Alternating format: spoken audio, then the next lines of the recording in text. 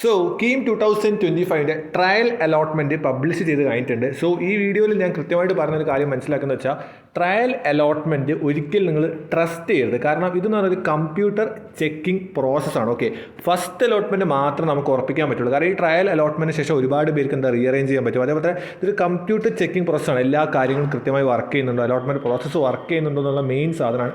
അപ്പോൾ നിങ്ങൾ ഈ ട്രയൽ അലോട്ട്മെൻറ്റ് വെച്ച് അത് തന്നെ നിങ്ങൾക്ക് കിട്ടിയെന്ന് ഉറപ്പിക്കുക. എസ്പെഷ്യലി ഇത് അവിടെ കൃത്യമായിട്ട് പറയുന്നുണ്ടോ, the trial allotment does not guarantee admission to any course or college. Okay, കൃത്യമായിട്ട് മനസ്സിലാക്കുക. ഒരു കോളേജോ കോഴ്സോ ഇത് കിട്ടുന്നത് കൃത്യമാണെന്ന് വിചാരിക്കരുത്.